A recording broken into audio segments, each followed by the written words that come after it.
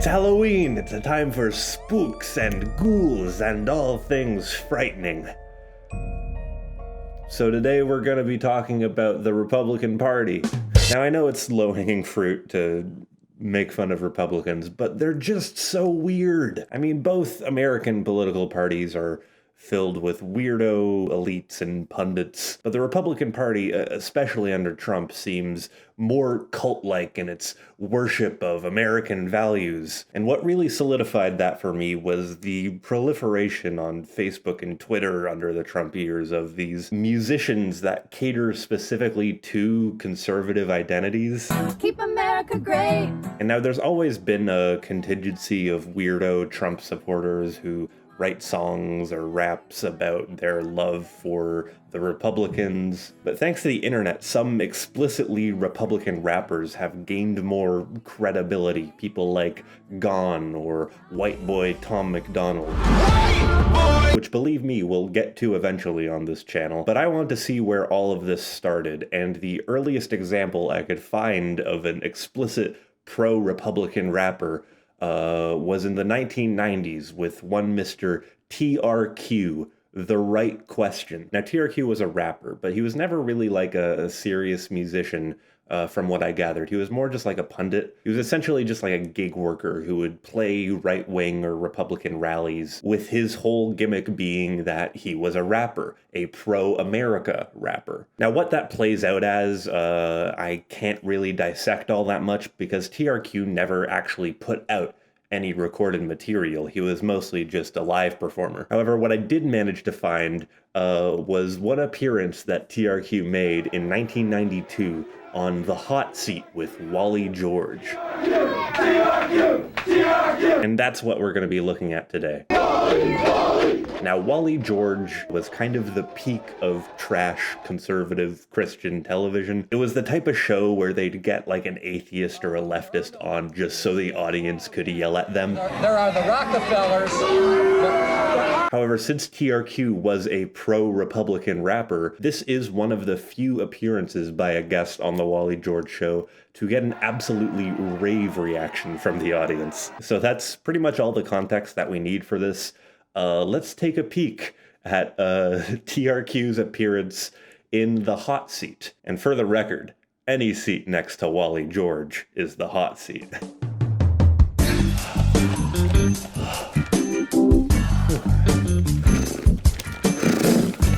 Man, I wonder what country this guy's from. You know, I am so incensed with what Ice-T did with his cop killer thing. Come on. Okay, so it's time to talk about probably my favorite thing about this clip, and that's the audience. The audience is the most passionate group of lads one could ask for, and are just like, at the drop of a hat, willing to just cheer or boo whatever Wally George tells them to. And they're just so rambunctious. He's a great rapper, a pro-America rapper, a pro-Republican rapper.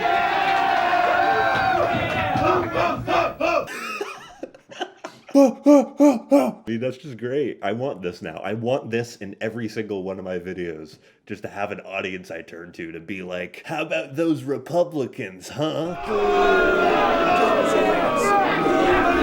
TRQ, here he is!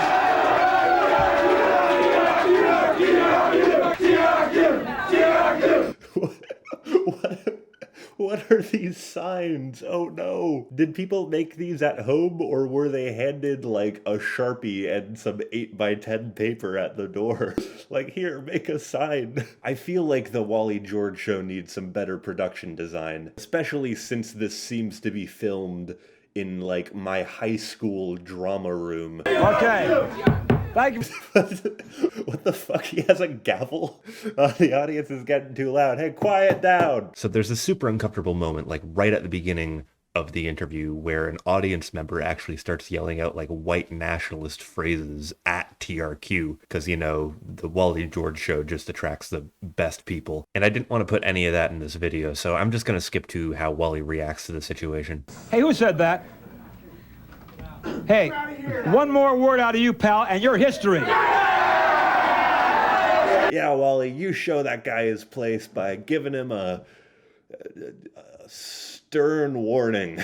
All right, everybody gets one white nationalist outburst that they can shout at our guest, and then you're out of here, Buster. So, a minute and 22 seconds in, that might have dampened the mood a little, and this guy's definitely not comfortable with being in this room still, but we got a whole 6.5 minutes left in this interview, so we might as well press on. I understand that Arsenio Hall trashed you on the air. Can you believe that? Arsenio said that I look like a CPA rather than a rapper. So, I mean, it's still just the same format. Even though, like, they have this guy on the air and they want to talk to him, all they do is bring up Arsenio Hall so the audience can boo. And, like, okay, are these guys people who are invested in the Arsenio Hall show anyway? He said that I didn't look like the typical rapper, that I looked soft. Oh! Hey, Arsenio, if anyone looks soft, it's you, sweetheart.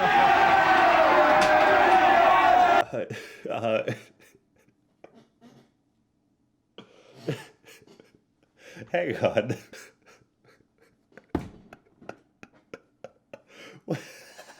Why are they on the floor?